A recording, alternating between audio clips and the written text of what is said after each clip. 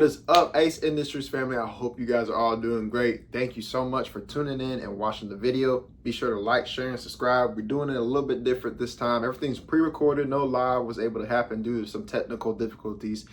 So we're going to do a little pre-recorded Sports Center style deal. So I really hope that you guys enjoy. Y'all, I'm TD. Little bit about me. I have had 2 knee surgeries, PRP injections, cortisone injections. So I've been through the ringer as far as injuries. Played at 3 schools, played in 25 plus MIAA games. Like, I have a lot of experience, a lot of knowledge to pass on. Offensive lineman, played all over in the MIAA, played at Lincoln, played at Missouri Western, and is now playing at University of Central Missouri. He's a big boy, 6'7", 315, 330 range, 350. You know, he's a big boy. He got some size to him. He started out at Lincoln. So my first question for you, Tyler, or TD, I should say, is how did you first start at Lincoln? What was it like in the beginning, and what kind of started your journey? Well, what got me to Lincoln was, honestly, we got a brand new head coach my senior year, and he really just like instilled everything he had in me that like 6 to 8 months, because I had no plans on going to college whatsoever. I had like a 1.8 GPA going into my senior year, and I had no college plans whatsoever. And I actually played tight end, so I played tight end for majority of high school, and then I didn't play offensive tackle until my senior year. And he got there, he took one look at me, and he said, "You're gonna go play college ball." And so Lincoln was just an opportunity for me, because like I was the late bloomer, like didn't really take football serious. I played football, baseball, and basketball. Like, I played all the sports, all the above. So football wasn't that big of a priority to me, but he really poured into me and really got me there. And they still offered me all that money with knowing that I wasn't like all the way, not necessarily bought in, but just like I wasn't fully developed yet. Like, I still had a lot of potential. TD, you've played at 3 different programs now. So what really pushed you through each transition? Playing at 3 different programs has been a blessing in disguise, just being able to see how each one operates. Now, what pushed each transition for me was a little different. So, like, when I was at Lincoln, we didn't win a game there, and I went there out of high school because I graduated high school with like a 2.1, like I've already mentioned, and so I didn't plan on staying there for long. So I was ineligible my first year there. My second year, I got hurt in our very last play of our fall camp scrimmage, so I wasn't able to play. I didn't play till like game 8 or 9. And then I finally, my third year there, I got my film. I got out, and I was like I knew, like I planned on leaving Lincoln before I got there, basically. Like, once I realized like the culture and just like the way the program was set up was just not very professional and everything like that. And then I got to Mo West right after you guys went 8-4, I believe. So like I was in the full mindset of like, we're gonna go win some games. Obviously, it doesn't always happen like that. Unfortunately, we went 4-7 and then 3-8, and then Mo West. Nothing bad to say about them. Honestly, I had some really good times there, and it was always gonna be a big part of my life. But I just felt like I was going a separate way than they were going. So I just feel like we drifted in a sense, as far as just like play style, and just like I felt like a brand new opportunity would be exactly what I needed. Did you feel like every stop added something different to your game at all? Every stop definitely added something different to my game. Lincoln really just showed me how to like lock into the classroom, like put your nose down, work hard, and grind. Mo West definitely got very technical. Like, I learned a lot of techniques, like a lot of like I transformed my body there with Coach Fears. Nothing but good things to say about him. Definitely learned a lot more football mentally too. Like, really got locked into the game on that aspect.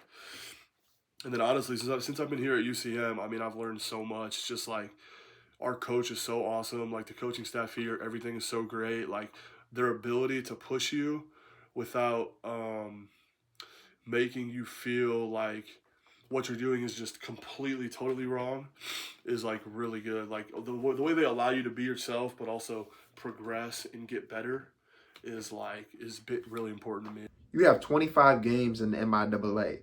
What separates that level of football versus what people think it is? So what separates the level of football from what people think it is having 25 games played in the MIAA is like you see everything. You see the 3 downs, the 4 downs, 3-3, 3-2, 4-1, 4-2, 4. Like you see everything. Like I've seen everything under the sun. Any blitz, any disguise stunt, any like cover, like you see everything. So having that experience has helped me, and it's slowed the game down tremendously.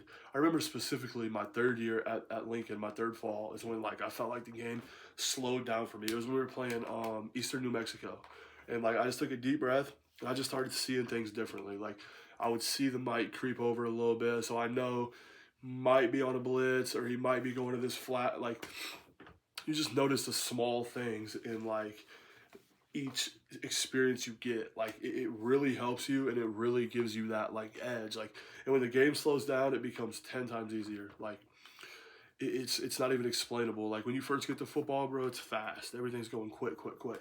But when the game slows down, oh my goodness, like it's just so much easier. What is the biggest difference between young O linemen and veteran O linemen? The biggest difference between a young lineman and a veteran lineman is really just their where they're at with their development, like strength, speed, IQ, experience. Like there's a lot of young guys who come in and like they are really good, but when they get to the field, it's a little different because everything's a lot quicker, kind of like how I said previously. Um, so it's just hard for them to really grasp like the concept of like, dang, like things are sped up. So like when we're going hurry up offense, like it's not the same high school hurry up. Like it's like you got to know the play like that. So when they call the play, like you don't have a split second to think about it. You just have to know right away, no matter what. And then just like the physicality, like most of the time the younger guys aren't quite as strong yet or aren't quite there with the physical side. So it's a little difficult for them to adapt. And yeah, usually by year two, 3, um, that's usually when they get there to that like vet level, or like they've been doing it for a few years now, so they really understand it. The MIAA is known for being tough. So, what is something that people don't understand about this conference? Man, the MIAA is tough. Like you're gonna see a very good defensive end every single week. Like it's not like high school where there's one good D end every few weeks. No, like MIAA is really good football. Like it's guys who are either undersized and or overlooked. Like it's really that simple. And even then, like there's a lot of guys who play MIAA for a year or two and go up to FBS, Mizzou, KU. Like there's guys that will do that, and just being able to play in the MIAA with it being that tough is just a big thing in itself. And just staying healthy, honestly, it's easy to get hurt, and just one of the biggest differences in this conference is if you can stay healthy and you can play hard, play after play after play, like you will go Division 1. Like there's no doubt about that. Especially if you are in any all conference honors, have a bunch of starts, like you will go up. Like this conference is the best conference in Division 2, and it's just that simple. What is the biggest challenge going against D linemen in this conference week after week? The biggest challenge going up against D linemen week after week at this level would definitely just be the small differences, bro. Because honestly, the majority of them are 6'3" to 6'5", and they're 9 times out of 10 they're the best athlete on the field. Like you're gonna get hit with the bull rush, you're gonna get hit with the speed to power, you're gonna get hit with speed, you're gonna hit with the inside move. It's just about being ready and watching film. Film is one of the most important things. Like when you watch film and you know your opponent better than he knows himself, I mean that's really all you need. Like the ability to do that and just the patience too, because film's about patience. You can't just watch film next. Like you have to like look at every small detail. Like okay, when he jabs inside, 7 out of the 10 plays he did that, he went right to speed. Or if he jabs inside, he's going right to power. Like it's just about knowing those small things, especially at this level, Division 2 MIAA. Like these guys are just one step away from being D1. Like one small minute thing, whether it's speed, strength, size, like it's definitely just that one step. You've been academic all conference 3+ years. So, how are you able to stay consistent while grinding and playing football? Staying consistent with school while playing football in college has honestly, believe it or not, been easier than I thought it was in high school because I just didn't really apply myself. I was kind of a slap. Like I wasn't really like all the way locked in. Like I thought I had life figured out. I was gonna go be the CNC machinist and do this and do that. And I really thought I had everything all figured out, but that was far from the truth. And when I got to college, I think knowing the ability that I can't play football unless I pass these classes made me stress on these classes even more. Like just the fact that I know I have to get this grade to still play football, and football is much my life at this point. So it's really made it easy in a way because like I don't want you to take something away from me because I don't do this. So it just really made me lock in the classroom like that. And I'm not going to sit here and say I'm the most studious person ever. Like I graduated last December with a 3.5 or 3.6 or something, and I'm not saying like I'm super smart. Like I study, I get good grades. Like, but one thing about me, I'll always find a way, and I'll always figure out how to get something done. So you got a degree in exercise science. What made you choose this path? What made me choose health and exercise science was I just like to be active. I'm a big active guy. Like I have ADHD, so I can't sit still. I'm always trying to be out of the house or go do something. So weightlifting and like the health and the exercise science part of it is really important to me. Like I really like to know all the small little details about how can I get better? What are my steps? Do I go A, B, C, or do I switch? Like it's really just about the small steps for me and just the ability to really understand the science behind everything, like why things happen the way they do because I do something, if that makes sense. Made it sound kind of complicated, but yeah, it really just, and I really want to work with athletes too. I feel like I can have a pretty big impact on them because I've experienced everything, I've been through everything, like 3 different schools. This will be my 6th fall. Like I've been through the ringer, I've been through the highs, the lows, everything. So I feel like being able to be an impact on these young athletes will be big time. Like and just training them with my knowledge I have too that I've learned and I've gained. And the biggest knowledge to me is experience. Like experiencing everything with all the strength coaches I've had, all the coaches, like everything in that matter is just really the big reason why I chose it. TD, does understanding the body and training give you an advantage as a player? Absolutely, understanding the body gives you a big advantage as a player because you only know how your body feels. Like, if I know I'm like 80% going into week 2 and like I need that extra 5-10%, I'll probably hit a nice stretch recovery. I'll make sure I eat right. Like, understanding those levels of biometrics and just understanding how your body works is a huge advantage because ultimately then you have the keys to do whatever you want with it. Like you can take it and you can listen to it, or you can take it and not listen to it. But if you listen to it 9 times out of 10, you're going to be successful. And it's going to be a good thing for your body to prepare you, like eating healthy, taking your vitamins, creatine. Like I'm so big on creatine. Like I take 10 grams of creatine every day. Like stuff like that. And I can feel the difference when I don't take it. Like, so understanding that 100% gives you a big advantage as a player. Looking back at your freshman self versus now, what is the biggest change? Man, as a freshman to now, my biggest change, I'd be say my size, my mentality. Like I did not have the mentality as a freshman. Like I was a freshman like everybody else, let's go party, let's go do this, let's go have fun. But my mentality has just switched so much. Like I'm strictly business now. Like I'm here to play football and it's really that simple. And then another big change was just the weight room. Like I was not strong when I came into college. I still don't really consider myself strong. Like I'm pretty solid, but coming into college, I could bench 185, probably squat 315. I never hang cleaned in my life before. It was the first time I ever hang clean was in college.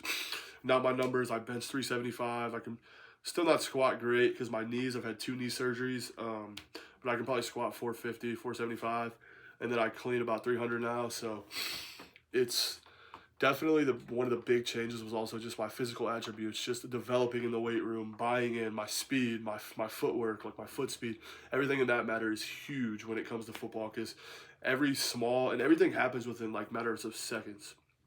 So any small way you can find to upgrade your player and upgrade yourself is big time. Was there ever a moment where things didn't go as planned? And if so, how did you adjust?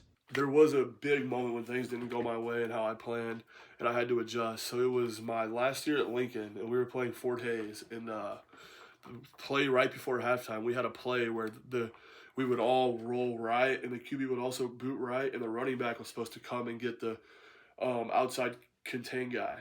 And I remember he knocked our quarterback out of the game for a concussion, and I got blamed for it because I guess our offensive line coach at the time didn't understand the play concept either. And so the running back had an MA, and I had the guy before the guy on the edge. So I had the guy, I think it was a DN, and then an outside backer came. And he came and knocked our quarterback. And I remember, like, specifically, I can still hear him saying the speech. Like, he was legit screaming in my face at halftime saying, you're a coward, you don't play hard, like, you suck. Like, he legit basically tried to, like, belittle me and, like, he just tried to break me down, break down my character. Just, he tried everything in his power to make me feel, like, less of a man. And I didn't play for the rest of that game. And then he legit, I think it was Sunday in film. He was like, "Oh, TD, by the way, my bad." Like that was it. After sitting here like trying to make me feel less of a man for like 5-10 minutes straight, calling me a coward, screaming in my face, like that's all he said. I will never forget that. Like that was one of my biggest overcomings I had to overcome, I guess. But yeah, but I also was really connected with God at that point, and he's been a huge part of me and just my faith and everything in that matter. So I felt an odd peace about it after all that happened. But yeah, that was definitely one of my biggest things I had to overcome. This is your grad year now. So how does that change your mindset as you're going into this season? Man, like this is it for me. Like it really changes my mindset because this is it. I have one more fall football for the rest of my life. Like I'm really like bought all in. All my chips are in. Everything's pushed in. I'm a mule through and through. And it really just changed my mindset. Like I appreciate the small stuff. So I'm usually one of the first ones in, last ones out. Like I'm not rushing anything. Like every practice, every rep, I take to heart. Like I absolutely love it because I know this is it. Like this is absolutely it. Like no matter what. I mean, obviously, I would love to go play bigger NFL and things like that. But with my knees, I genuinely don't know. Like, my knees are in bad shape. Like, I'm in pain every day. But I do it for the love of the game because it's really all I know. Like, football is all I know. So that definitely has my mindset shifted a little bit from this being my grad year and my last season altogether. And when it's all said and done, what do you want people to say about your career? Man, when it's all said and done, I just want people to not necessarily speak on my career, but on my character. Like I want them to remember like TD as the guy who was always there for everybody. Is anybody needs a ride home from somewhere, like anything like that. Like I just really want them to know that no matter what, like I was always the guy to help be the first one to help somebody out or just anything in that matter. Like I'm not necessarily focused on the career. I'm more or less focused on the person. Like I want to make an impact on people's lives, not just their playing careers or not just their weight room numbers. Like I want to really make an impact on their lives and just like really be remembered for that and just being a good person in general. Like I really try to like I'm not saying I'm a good person, but like I try to consider myself a good person because I mean there's not much I wouldn't do for my teammates and my brothers. Like they're genuinely like up here for me. Like they're like I mean like I said, there's just not much I wouldn't do for them. And the last question that I'll ask you that I ask all my guests, what is some advice that you would give to a younger O lineman maybe transferring up from high school to college, or maybe just a younger O lineman in general in college, or anybody playing O line that is struggling maybe with grades, the field, anything like that? What is just a piece of advice that you would give to them? Man, if there's a younger athlete watching this and thinking about transferring or struggling to balance school and football, I'm gonna say do it. Take that leap of faith. I remember specifically, I'm not gonna say any coaches' names or anything, but he texted me when I hit the portal and said it was like only 39% of transfers find a better or even scholarship or even a spot on a new team when they transfer. And I took that to heart, and I'm getting way more than I was getting before, and I'm in a way better spot, a way better opportunity, and just everything for that matter. So if you're thinking about transferring, take the risk. Bet on yourself because ultimately nobody has your best interest except for you. Only you know what your best interest is. Like you have to choose you at the end of the day. And I think that's why I've bounced around so much is because I've always chose me. Like and I haven't done that my whole life. Like it's really just been as of recent, but like it was a big decision because like I loved Mo West. Like I loved all my teammates, like everything. It was just I had to choose me and what was the best opportunity and the best fit for me. And so that's what I would say about the transferring. And then as far as struggling to balance school and football, make school the priority because just know without the school you will not be able to play football. Like if you don't get the grades, football's not even an option. So if you look at it from that hourglass where school's up here, football's here, like you have to get the grades to be able to do this. So it's almost like a reward system for me. Like I know I have to do my schoolwork before every Sunday night to make sure I'm able to play football and make sure I'm eligible. So that's just one of my biggest things. If you guys were tuned in, I really, really do appreciate it. Be sure to like, share, and subscribe to the channel. I'm going to have my tag here, and I'm going to have another tag here. Unfortunately, I wasn't able to go live this week. Like I said, some technical difficulties, things happen. But the best way to handle things like that is just to adapt. So if you guys were able to watch this, I really, really do appreciate it. It means a lot. And I know it means a lot to TD as well as he's going into his grad year season at University of Central Missouri. There is a lot of stuff happening not only in the MIAA, but at a lot of these schools, a lot of different conferences, a lot of different divisions.